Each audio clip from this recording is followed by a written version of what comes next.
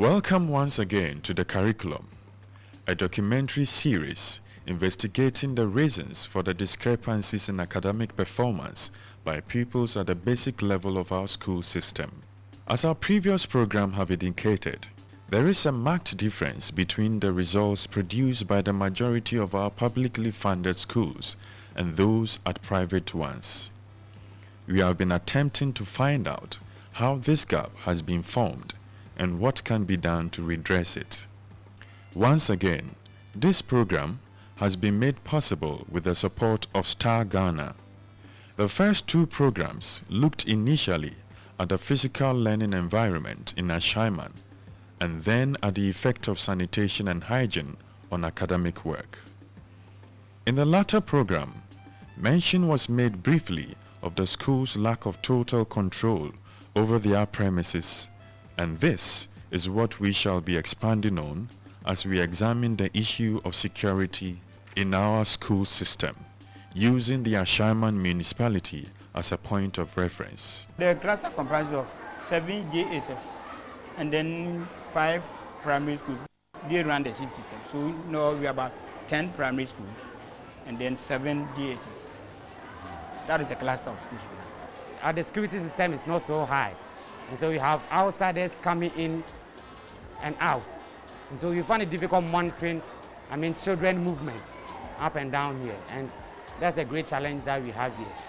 And we hope that if leaders can help us resolve these numerous issues.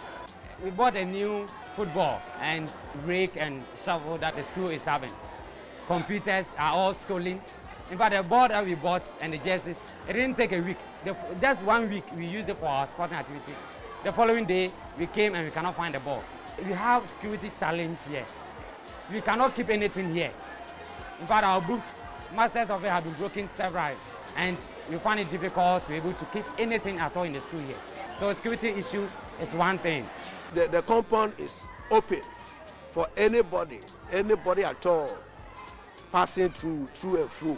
So the best thing to have the security who will be guiding.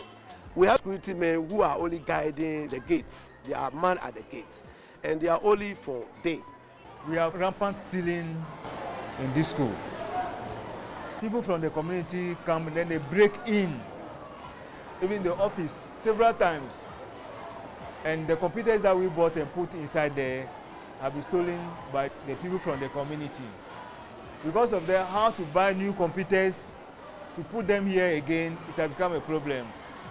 So the teaching of ICT is just being taught from the book. They are not able to do practical work because of lack of computers. Also, this is a passway. They pass here to the other side, outside the school compound. So sometimes the thieves can also mingle or mix with the people. And then they sometimes invite the people, put their hands in their pockets. The chop money given to them is taken from them. The children will come to us crying that someone has taken their monies from their pockets, but you'll not be able to trace them. Sometimes they even do attack the teachers, the ladies.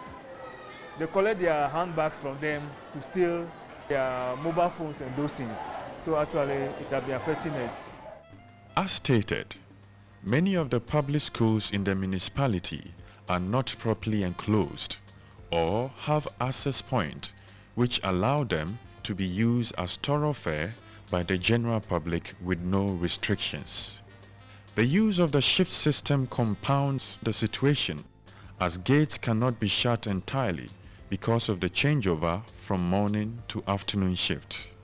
This unrestricted flow of people through school compounds poses a danger to both teachers and pupils. There have been numerous incidents of pupils having their pockets picked, and also of female teachers having their bags snatched from them.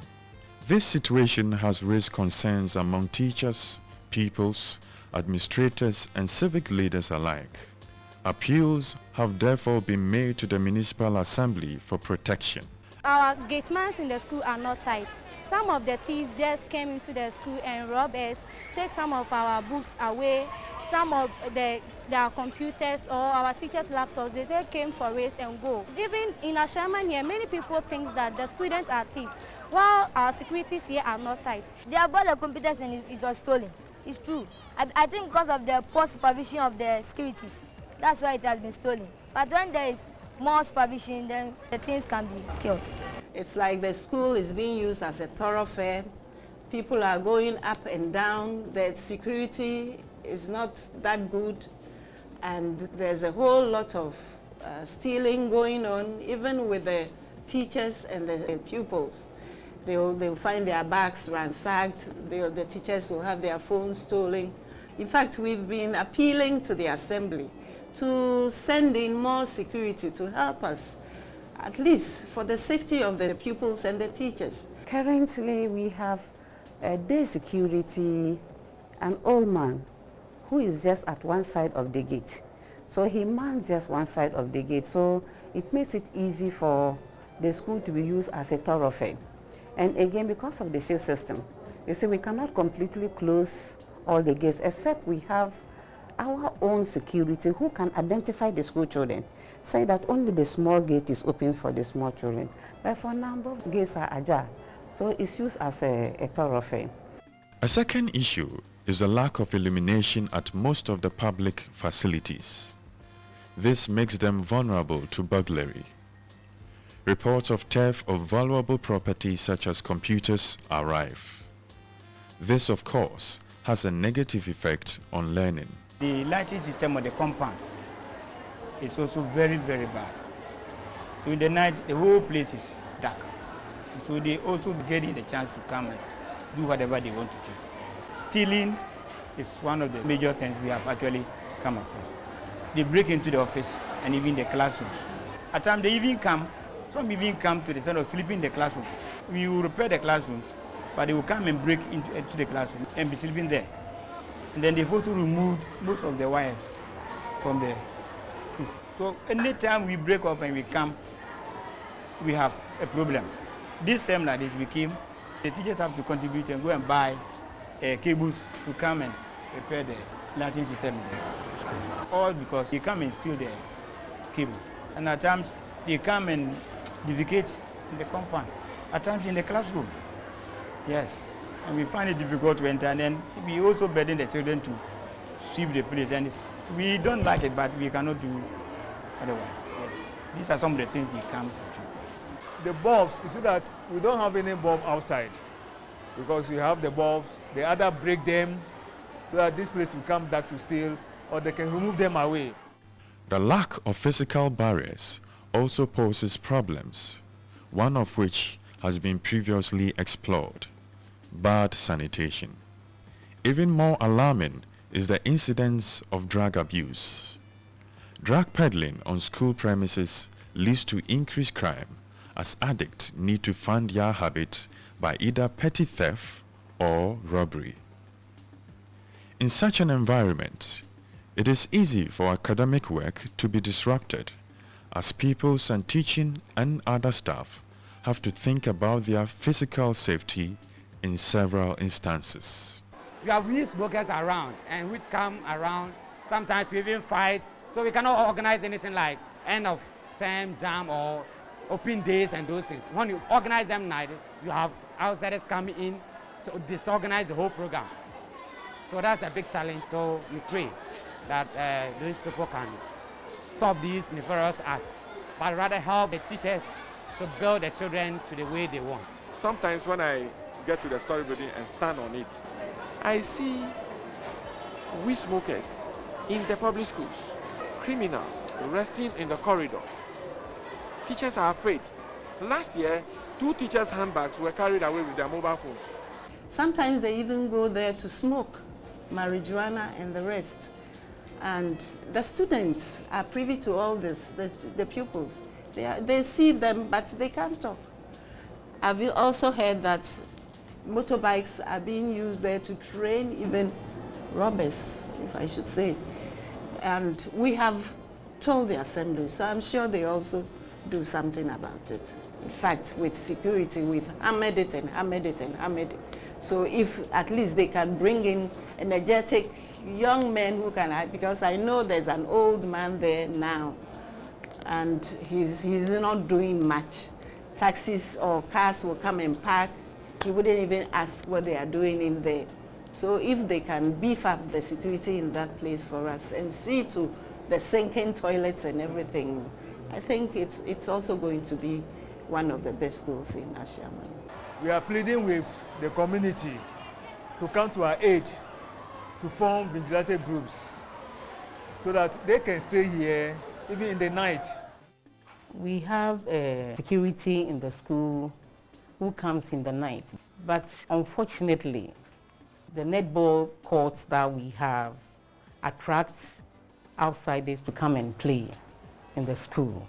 It is to our advantage, but it has also become a disadvantage in the sense that it serves the community. So after school, they come here to play, and sometimes they walk on our flowers. That disturbs us a little bit. In contrast, their counterparts in private schools have the advantage of being able to study in tranquil, well-guarded environment. This gives them a head start in effect over their compatriots in public schools. Here we don't allow anybody in the school just like that. The security man there will not even allow you if you are not a parent or you don't have an appointment, because we want to protect the children. Until 3 o'clock they are gone out. Parents cannot even just walk into the school. They want to see their child. The child came from home. What do you want to see the child for? If it's for medical reasons, then we'll call the child to the office, you come and meet the child. So we don't open our system for anybody to come in just like that. Security issues on the compound is tight. And if somebody comes from outside to come and venture, the people around will capture the person for me before the security personnel will even come. So this is a very free school. We move around, we're doing all our business in a free environment and all that. Very, very free. Our security for the children and everything is very safe because one with the community. In the daytime, we have 2 security. The nighttime, we have 1 because we have gotten watchdogs. Anybody who dares, they are huge. They will scare you away. Even by their backing alone, you go back.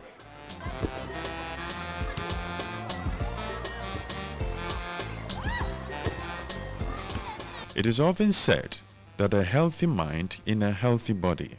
In common with much of the world, football is the passion of Ghanaians, and Ashaiman is no different. Thus, most of the football fields of the schools in Ashaiman have become a magnet for young people and other sports enthusiasts in the community. The downside, however, is that they interfere with the school system, physically intimidating pupils and teachers alike, and often compelling school sessions to be truncated. A contributing factor to the encroachment of the school fields is the lack of parks and other open spaces which are suitable for recreation. This lack of planning affects both townfolk and school children, as the sitting of schools has often been cited as one of the reasons for insecurity in the Ashaiman municipality. It is important for children to learn in physically secure environment where they have peace of mind to absorb knowledge, and the teachers can also give off their best to their charges. Where the teachers park their cars, when it's getting towards evening, about 3 o'clock, they'll come and knock the car, that they should remove the car here. We want to play. Once we are still in the class, we have not closed.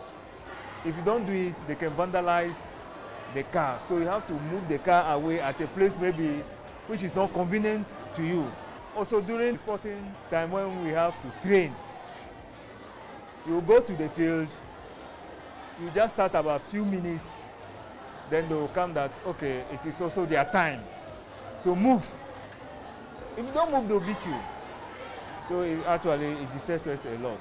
If we are in the field playing, the people will come and they say they are going to use the field, so we should leave there and they should use it. But I don't think that's the right thing. We have also people coming in during the course of the day when lessons are in session, and they will sometimes even scale walls to play football.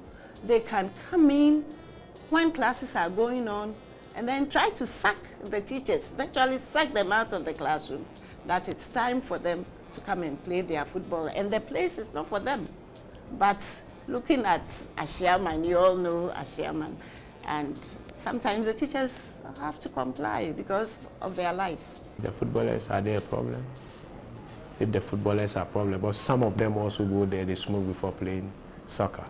And so what we intend to do is to upgrade some of the parks.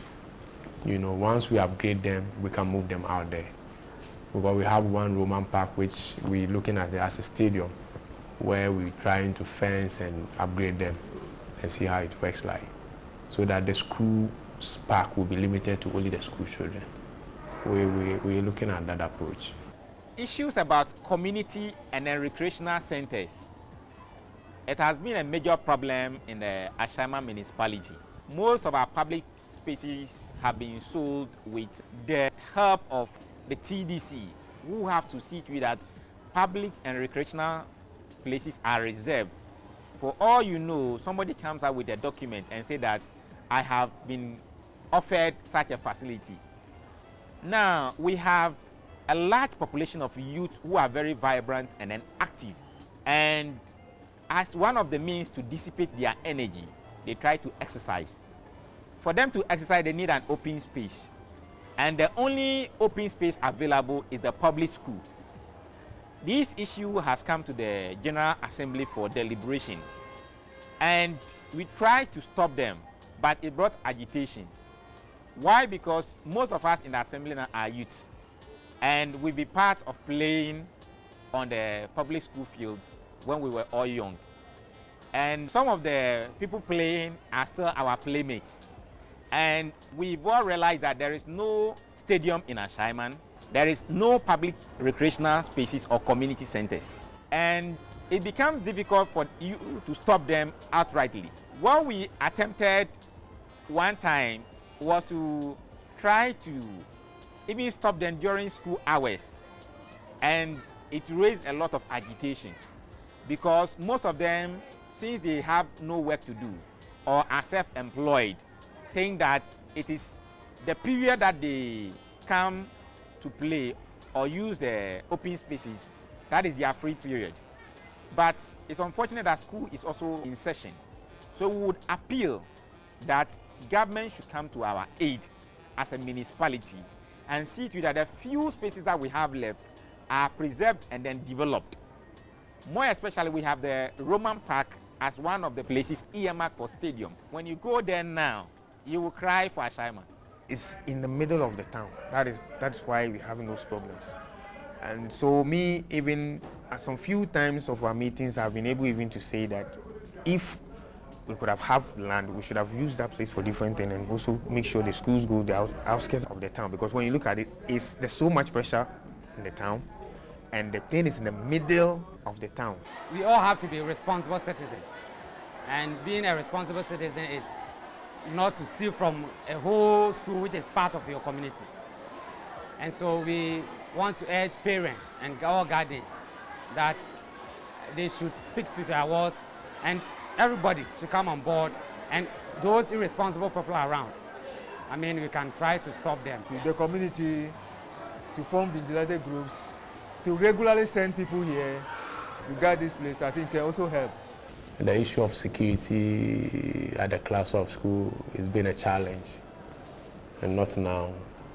But we discussed at MUSEC, which we call the Municipal Security Committee, and what we intend to do is to create a visibility center there. We want to station some police there, and that will kind of send off these miscreants that come into the school to smoke and end up harassing teachers and doing a lot of bad things there. I'm aware of that. I've been there myself. I know what happens. And so we want to tackle that from that angle. It's nice you've been around to see our working environment. At least when you articulate it, stakeholders will see where they can come in, and then together we seek the interests of the children of Ashaiman. And at the end, it's children of Ghana.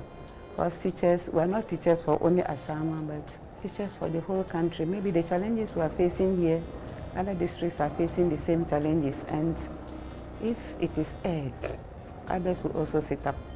So I think all stakeholders, we have to sit up and see to it that Ashaiman succeeds. Because that's our slogan, Ashaiman must succeed.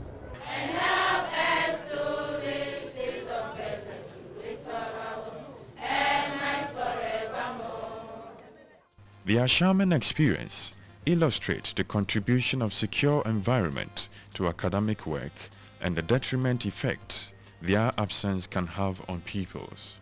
If we want to ensure that the next generation of Ghanaians can cope with the demands of a fast-growing world, we must guarantee that they are secure in our schools.